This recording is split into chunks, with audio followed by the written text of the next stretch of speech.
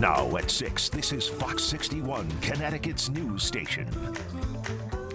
Good evening and thanks for joining us for the Fox 61 News at 6. I'm Brent Harden. And I'm Bridget Piorlo. The Norwich community is in mourning tonight after a 7-year-old girl was killed in a house fire on Summit Street. All as firefighters say, a mother and her other 2 young children were able to escape. Fox 61's Julie LeBlanc is joining us now from outside the Norwich home where this all happened.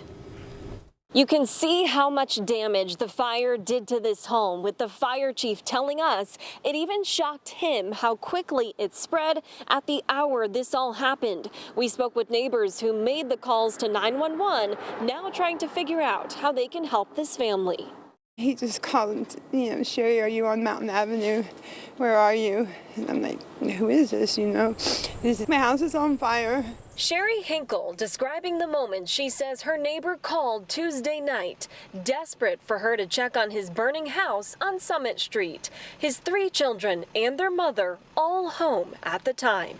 It just awful, awful, awful, awful to know the little girl. Awful.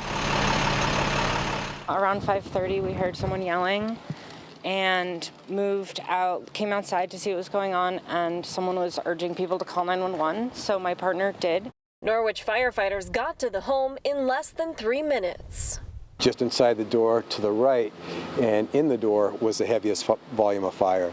Chief Tracy Montoya says a woman and her 2 young children were able to make it out themselves, with a neighbor taking the kids in. But a 3rd child, just 7 years old, was trapped in a 2nd-floor bedroom. Firefighters rushed her to the hospital, but she didn't make it. A first responder's worst nightmare, Montoya says. It is. The majority of us have families too, and children or grandchildren. The young girl that passed last night is the same age as my grandson, so it hits home for us. Now, as fire marshals investigate how this all happened, neighbors are hoping to help the family get through the loss of their home and their little girl. The bus stop's right there in front of their house. I don't know how all the other kids are going to deal with this. Honestly, just thinking about what we as a community can do to rally around the family in any circumstance with a tragedy like this. You want to help, but it's not like anything we can really do is going to bring their kid back. Norwich Public Schools has confirmed the young girl who died in the fire was one of their students. They are offering support to those who have been impacted by this tragedy. The district, in partnership with the police and fire departments here in Norwich, has also set up a donation drive to try to replace some of the items the family lost in this fire. We have a list of those items on fox61.com if you'd like to help out. We are in Norwich. Julia LeBlanc, Fox 61. Connecticut's news station. All right, Julia, thank you. New here at 5, a woman is dead after 2 cars crashed in Newington. It happened just after 8 last night at the intersection of East Cedar Street and Patricia Genovia Drive. Police say the 2 cars collided, causing one of the cars to roll over. One of the drivers was taken to the hospital where she died. The other driver was also hurt but is expected to survive. Investigators are now working to figure out what led up to that crash. And police say a teen they arrested for allegedly stealing a car is their 5th suspect in a New Haven homicide from last year. Waterbury police arrested a 17-year-old alongside Amari Harris, both accused of stealing a Hyundai Elantra in New Haven. The police learned the teen was wanted in connection to the homicide of Joseph Zavala. Zavala was killed last November. Let's get a check on the forecast now. It is going to get pretty chilly tonight, so we've issued a weather impact alert. Yeah, Chief Meteorologist Rachel Frank joining us now with more on the forecast. Rach? Yeah, if you're still trying to enjoy some of your late season plans, I would protect them tonight, as temperatures will be pretty much widespread near freezing overnight tonight. That freeze warning starts at midnight and continues until 9 o'clock in the morning. So that means the cold is enough to damage plants. If you have any leftover garden veggies veggies or fruits, tomatoes, you make sure that you pick those tonight before those temperatures drop. And if you have potted plants, it's really easy. You can just bring those inside like your mom's. Here's a look at those overnight lows near 30 degrees. So that is below freezing for Windham, for Norwich, for Putnam in the morning, for Meriden and for Waterbury. In the city of Hartford, likely staying just above freezing, but still cold enough that there could be some frost on the ground. And the same is true for the immediate shoreline. Not as cold, not below freezing, but still cold enough that it could damage some of those plants. Taking a look at the temperatures at the moment, we're in the 50s for most of the state, but already seeing those temperatures tumbling. Waterbury and Torrington in the upper 40s. And there's a bit of a breeze, but not much. It's starting to settle down. Winds out of the northwest at about 5 to 10 miles an hour, and not much to show you here on the satellite and radar. After a chilly start to the day, a nice rebound by afternoon. Highs up around 60. This is cool, right? But this will be the coolest morning and afternoon on the 7-day forecast. We'll talk about the impressive warming trend for this weekend and beyond coming up. All right, Rachel, thank you. We have breaking news here at 6. Former One Direction singer Liam Payne was found dead after falling from a third-floor hotel balcony in Buenos Aires. He was 31 years old.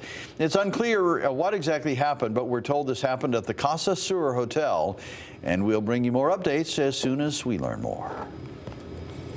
And new tonight, the state is reporting its first flu deaths of the season, a person in their 90s and a 2-month-old. Local leaders are now encouraging people to get their flu vaccine as we enter the peak of flu season. Please get your flu shot, your COVID shot. It's going to protect not only you, but those little kids, those newborns in your family. If you're a grandparent and you've got a new 2-month-old or 3-month-old, that's the last kind of news you want in your family, like I'm sharing today. State officials are also stressing that COVID-19 has not disappeared. They're saying there were 15 to 20 COVID-19 related deaths reported every week in September. Well, new tonight, a teen faces charges for allegedly bringing a BB gun to a Waterbury school. Police say they responded to Gilmartin Elementary School yesterday for a weapons complaint, and that's when they learned a 14-year-old student had a BB gun in their locker. The teen was taken into custody. Police say they are working closely with the school to maintain a safe environment for students and staff. New Haven schools will be the latest Connecticut district to make kids surrender their cell phones during class time. The entire district will be implementing the use of so-called yonder pouches. You just saw it. They stay locked during school hours, but let kids carry their personal devices throughout the day. So you have it on you, you just can't access it. This starts in January for New Haven elementary and middle schools. High schools will have the same policies starting next fall. Students are more likely to concentrate on their lessons and engage fully in their classroom activities. And that is what we're looking for, high engagement from all of our students. The New Haven mayor proposed some city funds go toward the purchase of these pouches. We'll have much more on this story coming up tonight at 10 and 11. Attention travelers, Bradley is working to make flying more convenient and efficient. The state's only international airport is in the midst of an expansion. Fox 61's Matt Karen got a behind-the-scenes look at the new project. Well, the airline industry is still recovering from the pandemic, but as travelers once again begin to pack their suitcases, Bradley Airport says now is the perfect time to focus on growth. Bradley International Airport does its best work in the sky. But on this day, it was all about what's happening at ground level. The steel's up, it's progressing.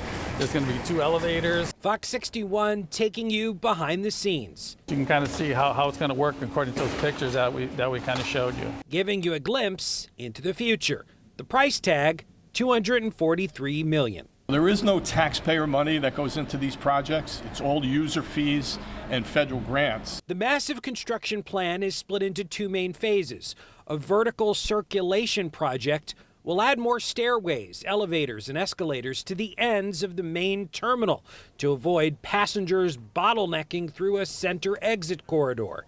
It promises to save space and time. Currently, when you walk out of security, you walk through an open gate and there's TSA staff there. We're going to now have unmanned exit portals. A second project promises to make checking bags more efficient, eliminating those big, bulky bag scanners at the ticket counters.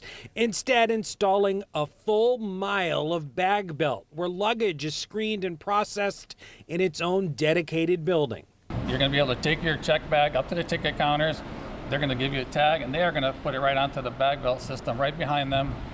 It's then going to travel down to the new building, get screened and checked, and sent directly back to the bag makeups. What you're looking at here is all part of Bradley Airport's new terminal expansion. When this project is completed by the end of 2025, you'll have more food options, new restrooms, and more gates for departure. Collectively, the projects create 200 union jobs. Big improvements for a smaller airport. We're never going to have the route structure of a New York City airport or Boston, but what those airports will never have is the convenience of Bradley. Bradley says doing the construction enhancements now saves them an overhaul in the future. If we were to build a new terminal building at this point, we'd be far in excess of $1 billion. Beyond the physical infrastructure improvements, Bradley says they're also working to add more airlines and flights. Internationally, nonstop to London. Domestically, nonstop to Seattle. They're also working on more Caribbean destinations. Reporting at Bradley International Airport in Windsor Locks, Matt Caron, Fox 61, Connecticut's news station. Thank you, Matt. Naugatuck Valley cleanup is moving along, and today the last closed section of Route 34 by Laughlin Road reopened. Oxford was one of the hardest hit communities during the historic flooding event. Route 34 was destroyed in some areas. You can see here just how extensive the damage was. But this stretch is back open today, 2 weeks ahead of schedule. Now, Route 67 between both entrances to Community House Road is still closed. It should be open by the end of the month. A stretch of Georges Hill Road leading to Kettletown State Park is also closed. An update now on homegrown efforts to get supplies south. Her family's in need after Hurricane Helene and Hurricane Milton. Last week we showed you Ron's Guns in East Lyme. They've already sent 2 tractor trailers filled with goodies down to North Carolina after Hurricane Helene. Now they need your help filling 1 more. They need camp heaters, generators, propane cylinders, pillows, electric heaters, dehumidifiers, laundry detergent, shovels, and a whole lot more. We have the full list of requests they're asking for and where you can donate is on our website, fox61.com.